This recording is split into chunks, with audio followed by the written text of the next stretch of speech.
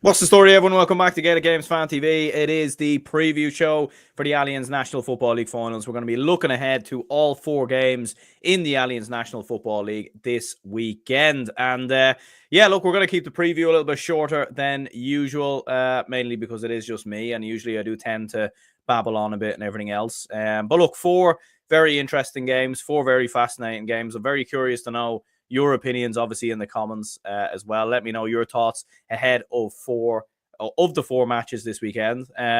We've got Mayo versus Kerry in the Division 1 final, Monaghan versus Roscommon, Offaly versus Kildare, and Wexford versus Limerick as well. So four very, very interesting games to say the least. And look, obviously with the league finals, it is interesting. I mean, there is obviously always that chatter about the fact that do these games really matter? I mean, in the cold light of day, obviously they don't, because, the teams who are promoted are already promoted, and nothing's going to change really from winning a division final other than getting your hands on a piece of silverware. And obviously for the league final as well, it's not, I think for both Mayo and Kerry, although winning the league will be a bonus, and look, they'll enjoy going up the Hogan steps to lift that league trophy. At the end of the day, it's not the main trophy, and I think they want to be aspiring, obviously, for more come later in the summer. But look, it's still a big game, and it still is a massive chance for silverware. And given where both of those two counties were just a couple of weeks ago, when it was looking like either one, maybe even both, could get relegated, it's a massive chance at a bonus. In fairness, and look, we'll start off by discussing that game, Mayo versus Kerry, happening this weekend in Crow Park. It is interesting. It is still a bit mad, to be honest with you, that both of these two have ended up in a league final. I mean, to think that Mayo were almost, it felt like they were nailed on for relegation after two games. When they lost to Dublin, they lost to 10 points versus Galway. You thought, that's it.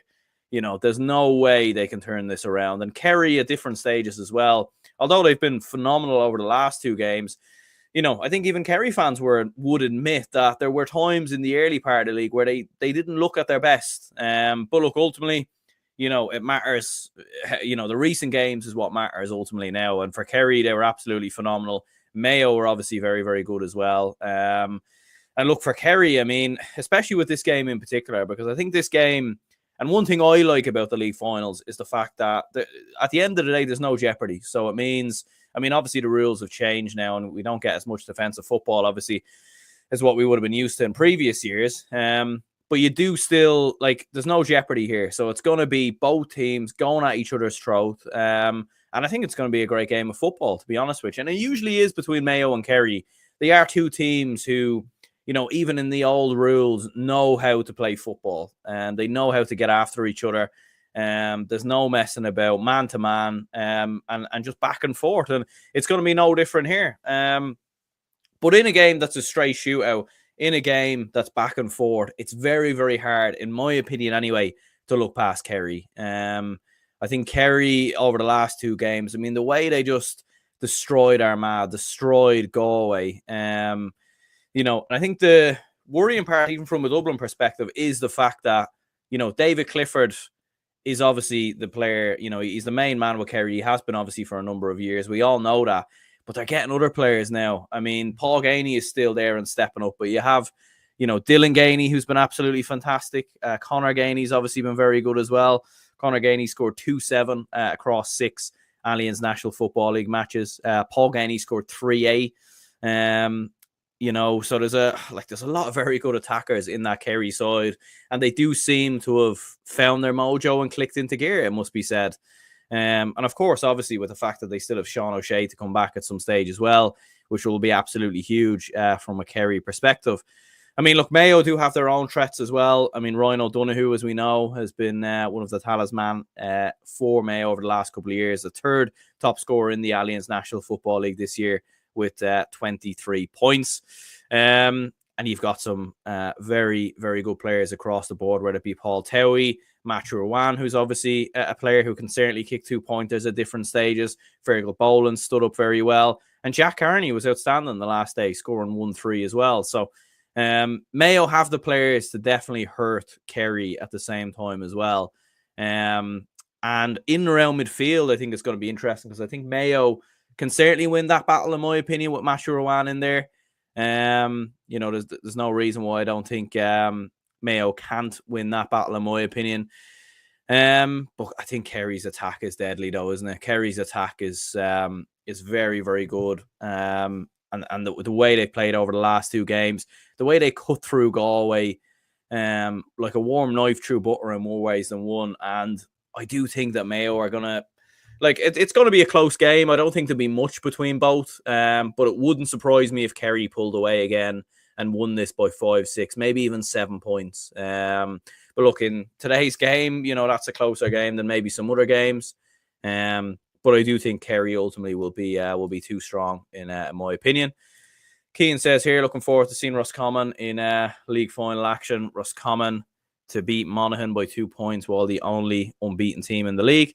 Wexford should get the job done against Limerick. Yeah, absolutely. I think I would fancy Wexford there. Gavin says, hope Mayo win the league because of what happens with Roscommon in the championship, like in 1970, 2001, 2019, and 2023. Yeah, a little bit of a mad omen. Mayo winning the league and then losing to Roscommon in their following game. I think the only difference is they do play, though, don't they? They play before they could potentially play you. But look, I mean, if good omens or anything to go by, who knows? And it is interesting with Mayo as well. Like the last 2 times they've won the league as well, they've went on to have rather disappointing championships. 2023, they won the league. By far the best team in that league. A lot of people touting them to maybe go on and win the All-Ireland, including me. So there you go. And yeah, they absolutely fell on their faces in the end, and got absolutely hammered in the quarterfinals by Dublin. And then you think back to 2019 as well, which is kind of similar. They got to a semi-final, and they probably did very well to get to a semi-final. But again, that season ended on a bit of a sour note. Also a hammer into Dublin. I don't mean to throw this in, Mayo fans. I'm just stating facts here.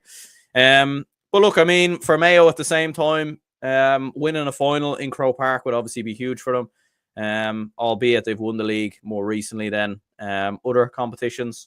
Obviously they've won a few Connacht championships, but yeah, look, I mean, I just think Kerry will have too much here. Over the last couple of games, they've really clicked into gear. I think for Kerry as well, they're going into, with all due respect, the Munster Championship, where they only really need to be ready for one game, and that's Cork, in my opinion. And even at that, like I don't think Kerry even have to be at their best to beat Cork, in my opinion. Whereas Mayo, albeit look, they're going into the Connacht Championship, and everything else, it'll be a lot tougher, like Roscommon in there, Galway in there, and maybe there's a little bit of an element of taking the foot off the gas a little bit there. But look, it'll be a highly entertaining game, but I expect Kerry to be far too strong in my opinion. But do let me know your thoughts, your opinions in the comments. Gavin says here, on the flip, if they lose, it's hard to get momentum. Mayo never recovered from the defeat in 2022 that year, so you never know either way. And Shane says here, Kerry by 6. Yeah, I probably agree with you there. In fairness, from a Kerry perspective, like Paddy Clifford's been very good this year as well. Gavin White's been good, and I think, you know what? Whilst there's been so much emphasis on improving Kerry's defense and everything else, I think the new rules just suit Kerry because it's an attacking game, and that's what Kerry want to do, and that's what they're, when they're attacking and when they're playing the type of football that we know Kerry can play, that's when they're at their best. And we've saw that very recently over the last couple of games, and saw time and time again over the last couple of years. So yeah, look, I'm going to go for a Kerry win. I'm going to go for Kerry by 6 as well. But look, for any Mayo fans watching, my predictions with Mayo have genuinely been awful over the last couple of years. So probably means you're going to win. So yeah, take that with a pinch of salt.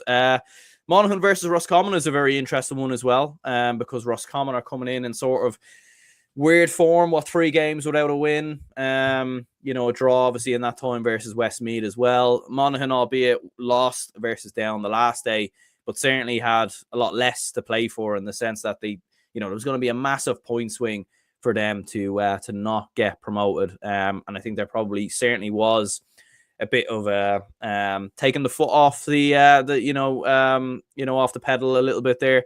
And Down obviously had a huge amount to play for as well, so they were obviously going to always raise their their levels a little bit more. But yeah, it's an interesting one. I mean, Roscommon, it feels like there is a little bit of negativity around Roscommon, which is a little bit unusual, for a team that's been promoted. But just given recent performances, they haven't been entirely impressive. Obviously, the defeat to Meath, the defeat to Cavan as well, like losing to relegation or losing to promotion contenders.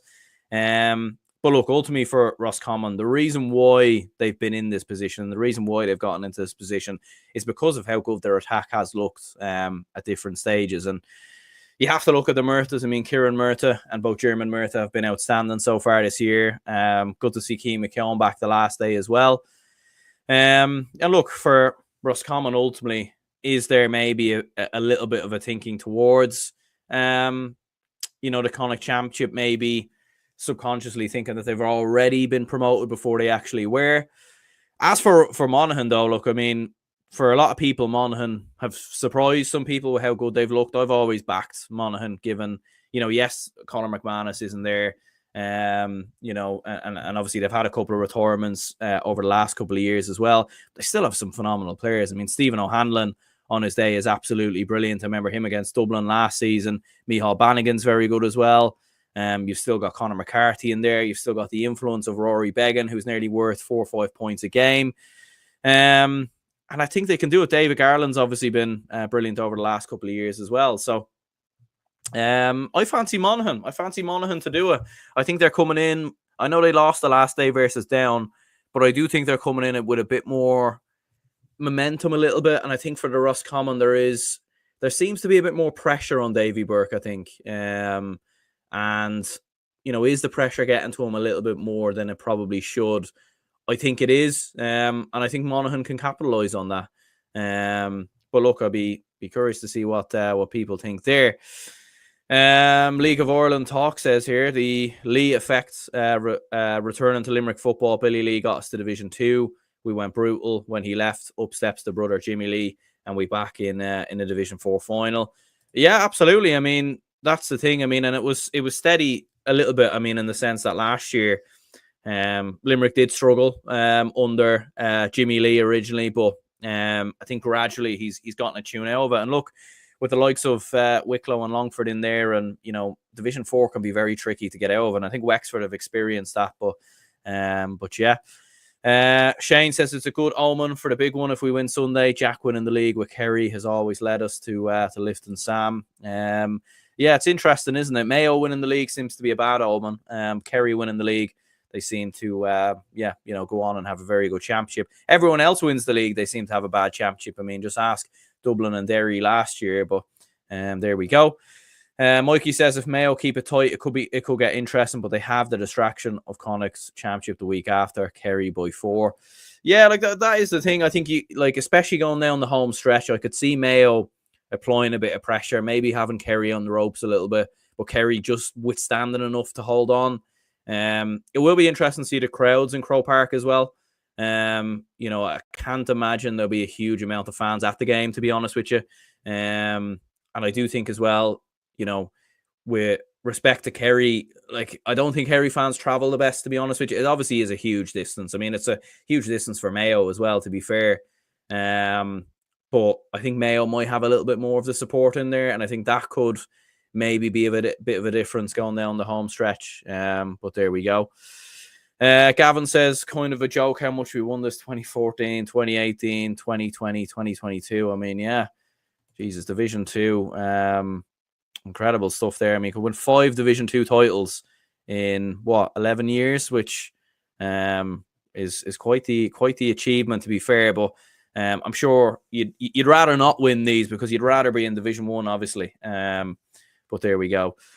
I feel like for that reason, Monaghan might want it more than the Ulster final in 2015. Was that their last cup win?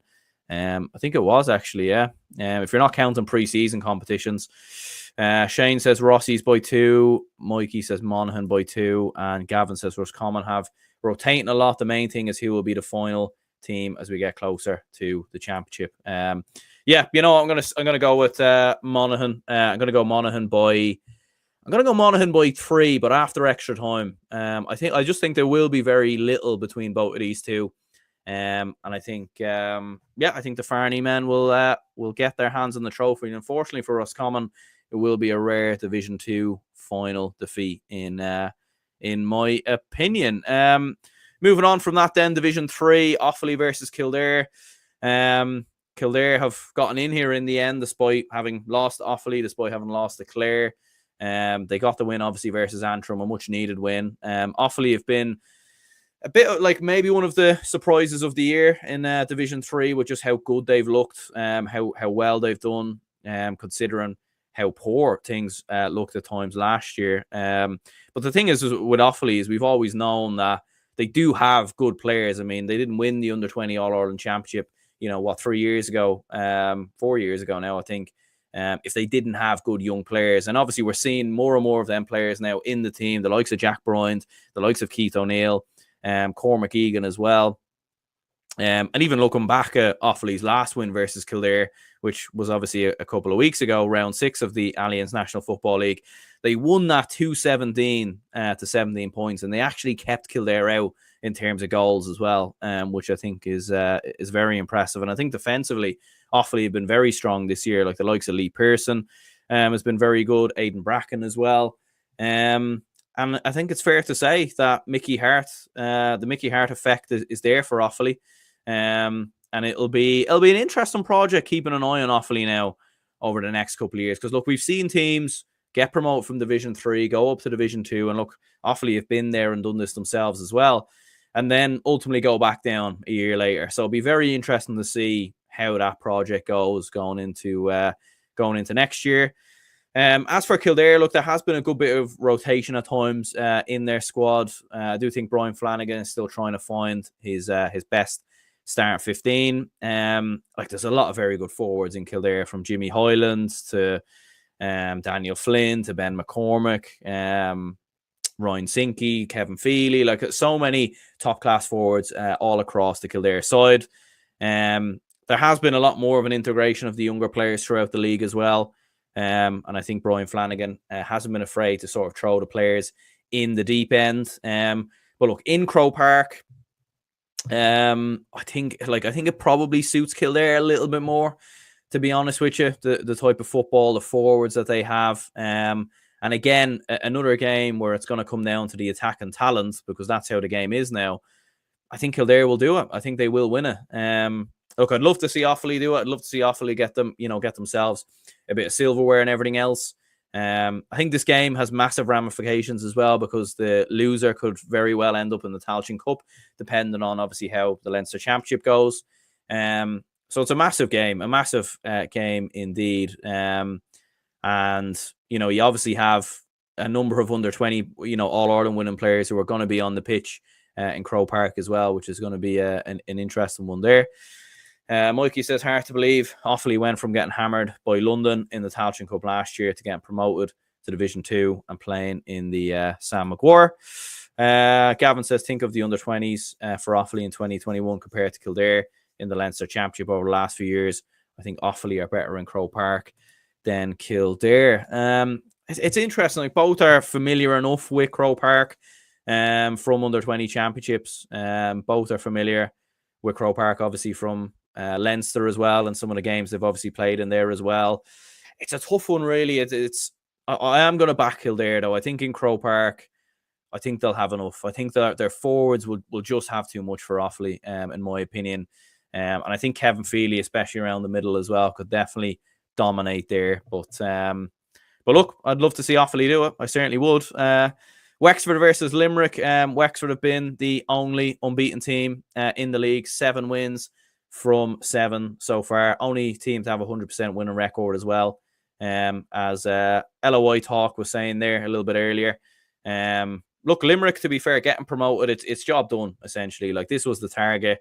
To win here would obviously be a bonus. I think when they were in the Division 4 final last, they played Louth, wasn't it? And I think Louth might have won that.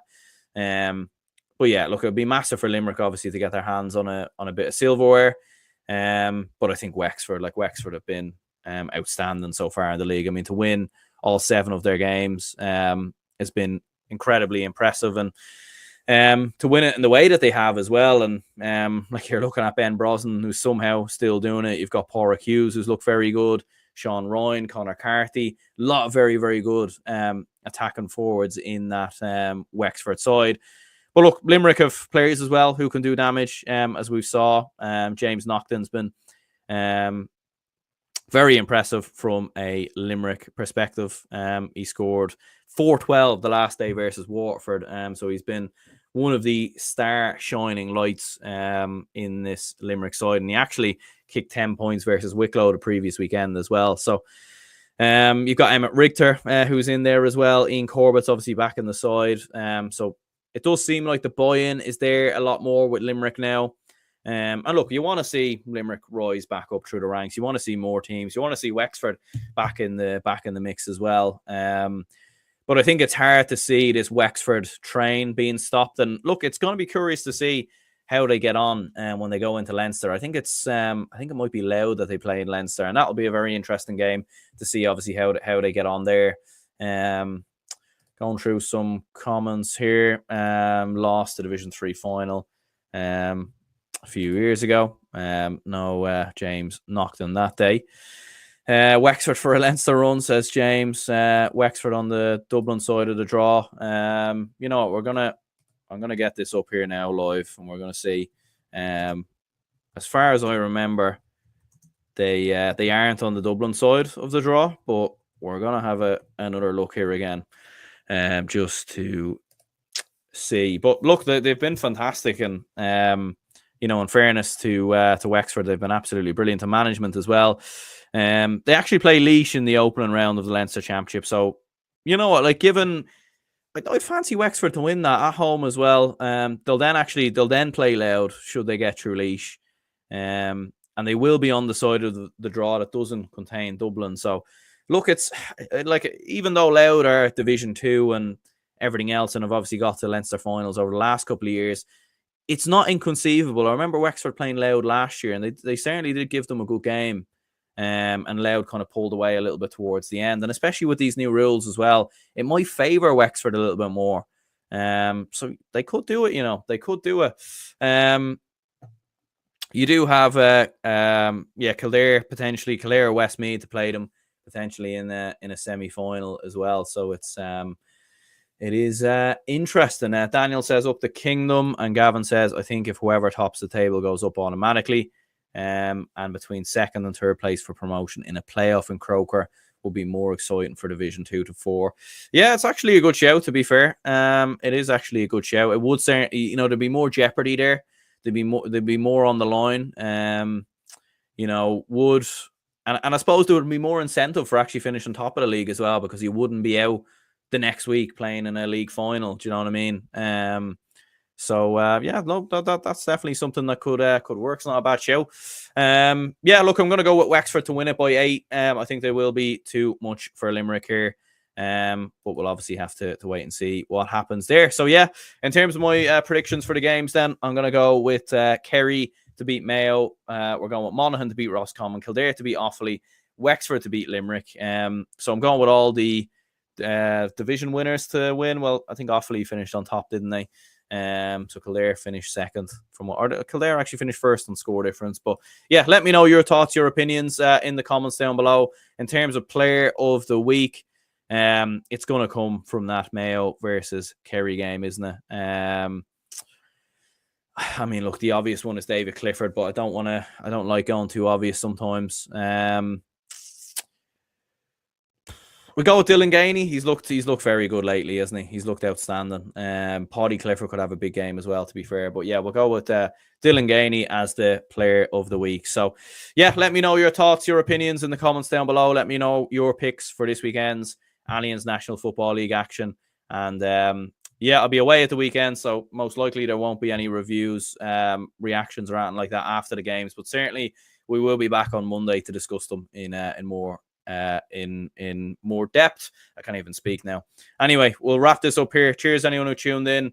Like and subscribe, and I'll speak to you all